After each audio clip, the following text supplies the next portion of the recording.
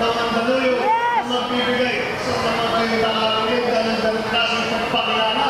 Ang bihira po yun. Ako'y nagpapasalamat. Ako'y nagpapasalamat na siya ay tumutulong sa akin.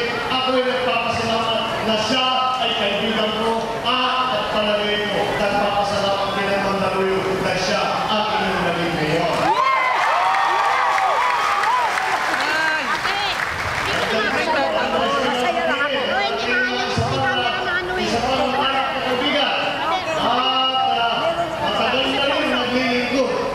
Servisyo publiko, Chairman Abalos.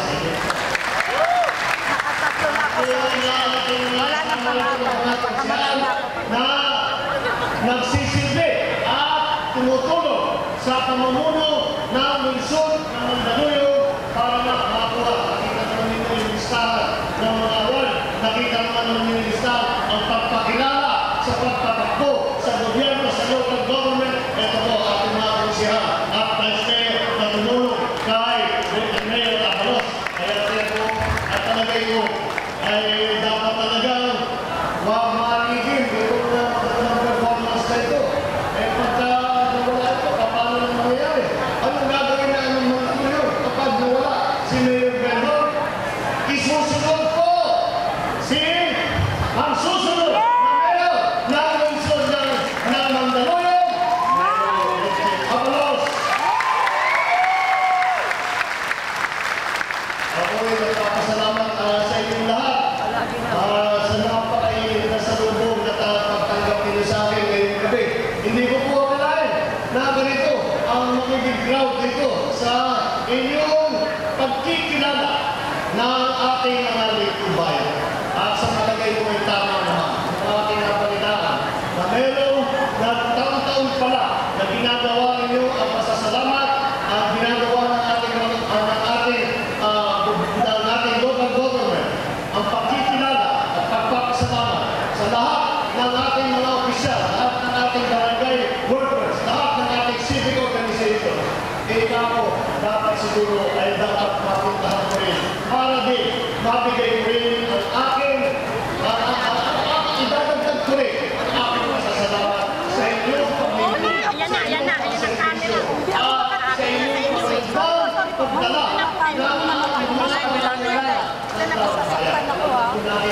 hindi ko siguro mangyayari na magkaroon ng ganitong mga awards kung hindi maayos at maganda ang inyong pagkakas. At pinagkakaroon natin, hindi ko mangyayari kung hindi nagkakaisa, nagtutulungan ang lahat ng mga opisyal, lahat ng sektor ng lipunan dito sa Mandaluyong. At sa pagkakaisa niya, ay magandang magiging resulta. Kaya naman po, importante para sa akin. Na kapag kami pagpakilala sa ating mga, lalo na sa ating mga local officials, simula na sa ating butihin ngayon, hanggang sa ating mga barangay officials, hanggang na rin sa ating mga barangay workers, kaya kailangan naman natin sabihin, alam namin ang inyong ginagawa. Alam namin na kayo ay nagsasakripisyo. Alam namin at lagi ko ipinapalala dahil ko nang nabagin. Ako ang chairman ng Committee ng Local Government sa Senado. At nung aking naging senador, binibigay nila yung mga committee chairmanship. Sabi ko, ipinipilit ko. Pinukulit ko si Senate President Enriquillo. Dahil sa kanya, kailangan akin yung chairman ang Committee ng Local Government. Dahil galing ako sa local government. At siguro kailangan na magkaroon ng malakas na boses ang local government dito sa Senado, dito sa national government. Kaya naman po, maging parang trabaho ko na rin sa Senado ay ipaalala sa ating mga national official na kung ano ang halaga, kung gano'n ka-importante ang ating mga barangay officials. Kailangan kung minsan ko nakakalimutan po nila kung paano ang nagiging problema na hinaharap ng local official. Dapat kong pinapaalala sa kanila. Tayo, ang harap natin, mga politiko din, mga official din. Ito mga natatrabaho sa grassroots. Sila araw-araw kaharap yan Sila ang frontliners ng gobyerno. Sila, kung hindi sila nagsasakripisyo, kung hindi sila tumutulong, kung hindi sila nagtatrabaho sa kanilang mga barangay, hindi mararamdaman ang serbisyo na ibinibigay ng gobyerno ng taong bayan. Kaya kailangan baliktarin natin. Yung lagi ko sinasabi, baliktarin natin ang patakbo ng pamahalaan. Kung minsan, meron pamahalang batas, ipapakita sa local government. Kailangan, pag binabasa ko, sinasabi ko, alam niyo, maganda ito sa papel.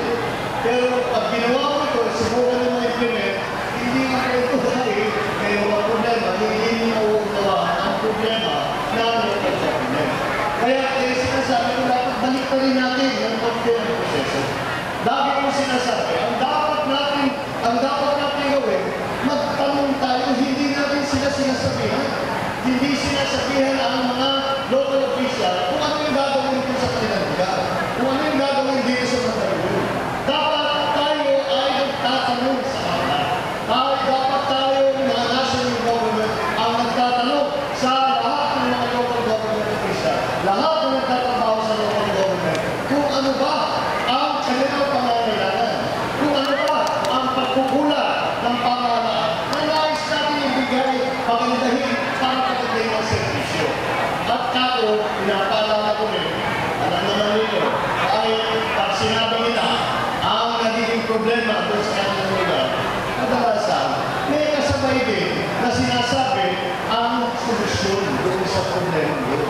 Kaya kailangan na maunawaan ng ating national government kung gano'n kahalaga, kung gano'n ka-importante, kung gano'n ang dapat tayo kilalanin, dapat natin kilalanin ang ating mga local officials dahil hindi natin magagawa kahit na ano na trabaho ng pamahalaan kung hindi sa ating mga barangay workers, sa ating mga barangay officials, sa ating mga civic organizations. Kaya nakakatawa ko na kami ay nandito para magpasalamat sa inyo, magpasalamat sa inyo magpasalamat sa inyong pagsisikap para pagandahin ang buhay ng ating mga mamamayan. Nabagyan ko ng ating buhay na meron tayong parang ginawa na meron tayong ginawa ako sa nung ito na pinakahuli na naidaan ko sa Senado na isang batas na nagbibigay ang tawag nito sa batas nito ay ang Barangay Retirement Benefits Bill.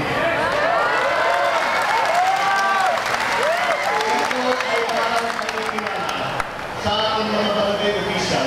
Ngunit sinama ko na rin. Alam mo ko, kaya ako masyadong malapit sa mga barangay official dahil nakita ko kung paano patakbo nung ako'y gobernador. Gobernador ang kayo ng sorte ng isang taon.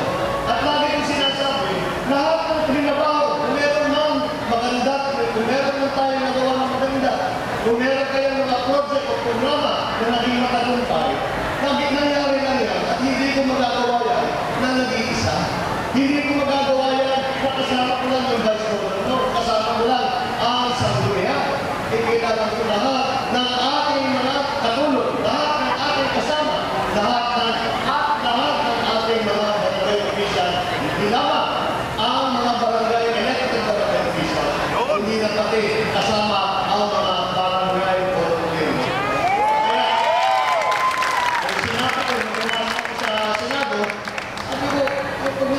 Ang dami-dami natin pinagpagawa sa ating mga barangay workers. Ang dami-dami natin hinihiling. Ang dami-dami na yun, bakit nagsasakripisyo, lampas na doon sa kanilang nagiging katungkulan. Pero basta tayo lumapit sa mga barangay workers, sinasabi natin, kailangan natin gawin ito. Hindi umiinig, hindi nagre-reklamo, gagawin ng trabaho. Paano ngayon pag nag-retire? Dahil minsan napapasok ka sa alanganin dahil sa mga pinapagawa natin. Kaya minsan naiipit, lalo na pagpanahon ng panahon ng alangan, naiipit din sa bigyan naman natin ng konting pagkilala at bigyan naman natin ng konting tulong para kapag sila yung nakapag-retire na, meron naman silang konting tulong na magamit. Kaya sila nag-iisip namin itong barangay, retirement benefits bill. Ano yan? Ito po ang natin. Napakasimple naman. Ang ginawa namin hatian ng IRA, 60% sa national government, 40% sa lokal. Yung 60% na national government, kumuha tayo ng 1%.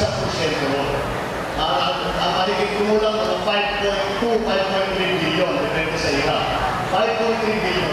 Yung 5.3 billion na rin, ay gagawin natin pondo. Ang gagawin natin na doon tayo kukuha para sa mga benepisyo ng ating mga barangay workers. Kahit paano naman ang barangay workers, ang dami ginagawa, pag-retire, hindi naman mag-qualify sa CSIS. Dahil hindi kayo tumatanggap ng sahod. Kayo tumatanggap naman ng honoraryo. Mabuti nga, dito sa Mandaluyong, mabait ang inyong mayor, mabait ang inyong sangkulian. Nabibigyan kayo ng tulong. Yung iba, ibalmulan, kaya hindi na masyado nakakapagbigay. Kaya sabi ko, pagpantay-pantay na natin lahat. At sabi ko, pagka meron tayong gagawin at meron tayong ibibigay, kailangan laging kasama ang volunteer workers. Kaya, ganito mo nangyari. Doon sa 5.2, 5.3 billion, simple lang, kapag nakapagbuo ang barangay chairman. Umpisa natin sa chairman. Pag nakabuo ng 3 termino, ang isang barangay chairman at nag-retire, makakatanggap siya ng 100,000 piso. Ayun. Sa kababayan, hanggang sa mga barangay volunteer workers. Ang kasama na po dyan, hindi lang ang barangay workers, ang mga daycare, ang lupon, lahat po yan kasama. At sila naman ay makakatanggap ng 5,000 piso.